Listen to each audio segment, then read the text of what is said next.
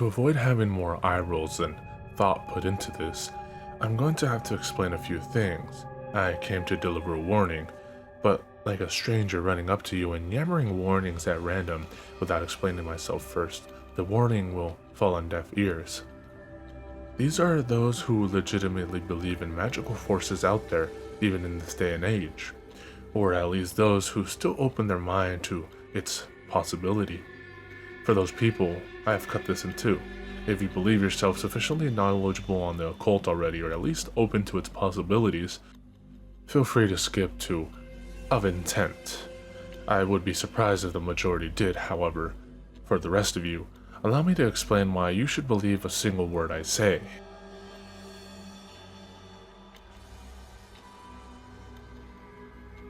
I have seen many stories of occult happenings, and more recently in video games. Most would roll their eyes at the former and guffaw at the latter. While I do not doubt for a moment that the vast majority of these are fictional, that isn't to say they all are, and I can for a fact confirm several. Yes, hyper-realistic gore in a game is ludicrous.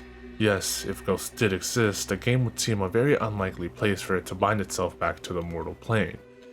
But what you can see and what is actually there are not always the same thing.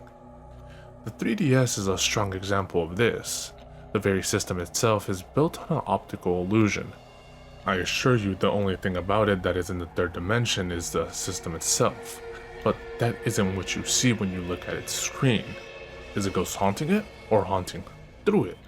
If the glitches, blood, and whatnot are not generated from the game's own programming, but from an outside source, why then should they be restricted by the same logic?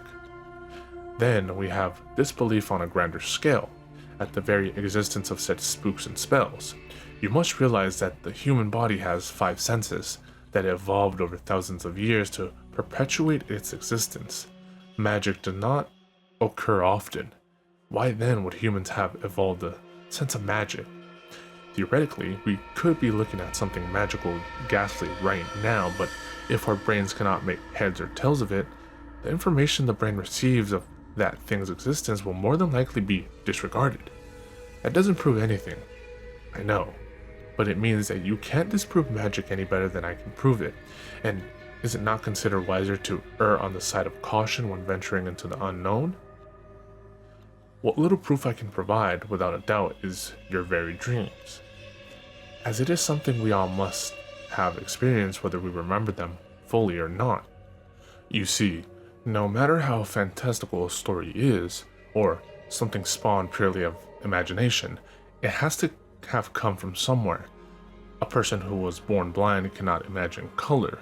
We thought of magic, so it has to have at least a remote foundation from something that is real. For this, I refer to dreams, which are quite fantastical, but often filled with familiar things. Our minds require to dream to sort out its thoughts and memories. Our minds disregard irrelevant information, or things it simply cannot comprehend, but it may still register these occurrences. Perhaps then, our dreams are not so fantastical. Perhaps our dreams are closer to what reality truly is, and not what our senses have made it out to be. Through dreams or various means of warping one's normal senses in the waking world, we could have technically learned of magic, even if it is otherwise intangible to us.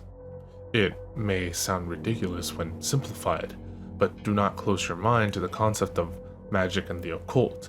At the very least, it is just as likely to exist as it is to not.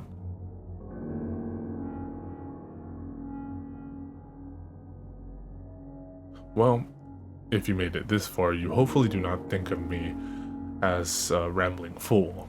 Now that I know you are both reading and considering my words, I can deliver my warning. It does not happen to many people, but it does happen. These occult occurrences. Technically, they can happen with anything, but the ones I have come to warn you of are specifically 3DS related.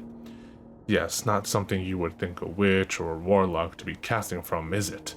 But the object in question doesn't matter so much. Whoever has been doing this simply chose that device of the many things that they possessed. You see, objects can be anything, and Even the occult words are not so important. Think of a mortar and pestle. You need them to mix or crush foods or medicines, but ultimately you could bang two rocks together and produce the same effect. A drunk could spew gibberish and just so happen to speak some occult words, but they won't do anything on their own. They need power. The power needed does not reside in your 3DS, but your body. The electrical impulses your brain operates your entire existence on. Your intent gives it shape, and that is the meat of the spells. Whoever has been reaching out to people through the 3DS has very ill intent. I can tell you this. It is not focused on any one person, so when the death of one does not sate it, it simply finds another. It does not start as much, so you have to pay close attention. Sometimes a name will become altered, sometimes just regular glitches within games. It gets worse very quickly. It only starts small so he can test you. If this happens, you would have to discard the 3DS entirely or die. But who's going to knowingly take that option? A 3DS might be a bit pricey, but you can't play anything if you're dead. Sure, you haven't heard anything from police about unusual deaths or murders, but how many people die on Earth every day? The police do not know what to look for in these cases. They do not know of or believe occult things can even exist, making it effectively untraceable. If it starts to happen, get rid of your 3DS. Not the games, the system. Tossing your system out the window isn't exactly your ideal scenario though, is it? They say an ounce of prevention is worth a pound of cure, so let's fight fire with fire. We know the killer uses occult spells to kill through the 3DS. I have seen this happen several times already, unfortunately. I still hear their screams. Not even audible. They started out audible, but the bulk of the sound was mental. Like, you could feel the emotions behind their cry even after the actual sound went dead. Among other things. If you do not own a 3DS, well, you're safe from this particular killer. Otherwise, I will tell you how to ward them off. Break any connection they may have gotten on your system. Place your hands firmly on the system, it does not matter where. Speak the words, Knock you malafoul lock in a doon. Your pronunciation does not have to be exact, or even good. As long as it is similar, you should be fine. What is truly important is your intent. Do you want to live? Do you want to keep your 3DS? Well, then you want this person out. And that intent is what this spell etches into your system. There. That was not too difficult or time-consuming now, was it? No sparks or flickering lights. Like I said, magic is a largely intangible thing normally, so actually perceiving it openly would be a rare thing indeed. I'm not going to kid myself, the vast majority of you did nothing. Either you do not believe me or simply do not think you would be targeted. Well, good for you, I suppose. To the ones who did follow along, sorry.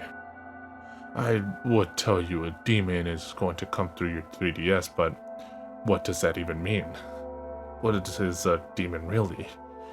Is it that shadow in your psyche that everyone keeps to push hate and sorrow into? Eventually, if left untended, those shadows tend to grow teeth and claws of their own. Or is a demon simply a title given to a man through actions that are no longer deemed humane? I suppose I am a bit of both. I have seen several die already and intend to see several more yet. That is what society wanted me to do. I would hate to disappoint the masses. They outnumber me all after all. For now. I cannot remember the exact reason I started killing people, but I remember learning many things back then. I learned that being quiet and trying to do your own thing is bad. That is a sign of weakness. So, strong and repugnant people are more desirable. I did not have physical strength, so I showed them a different kind of power. The second one should not have died. She just seen too much. She was going to tell on me and I could not have that. I killed her to save myself. self-preservation. That is the law of nature, so killing her is abiding by the law. I also learned that deviations from the norm are grounds for insult, ridicule, and possibly physical abuse. To avoid that, I adapted myself to a more normal life that I now go by. I had already killed several people, so I figured that was my normal, so I continue to kill, because it's what's normal for me. It's what society wants, right? I do still hear their screams, even now. I am glad I recorded them to listen to every night before bed. I'm sorry, I lied about my intent. Oh, but do not be too worried. I did not lie about the ward. You did indeed place an occult warding your 3DS. You see, I am, or was, human. I think I still am. Anyway, I know it is unpleasant to die, so I will not strip you of your ability to avoid it. Those I still get can be considered non-believers, and in that I have a more sound reason to end their lives. Ignorance, stubbornness. Well, I suppose I don't need too many reasons. I don't plan on having to explain myself to anyone anytime soon. Ironically, that ward is how I find them. I know what a 3DS is, and I know what it looks like. I know what the host spoke to activate the ward, and I know what their intent was. By casting it, you have placed a blip on my radar. So what this all boils down to, I suppose, is a competition between you and me. So, whose intent is stronger? Yours to place the ward at the time, or mine to kill you? I'll see you later.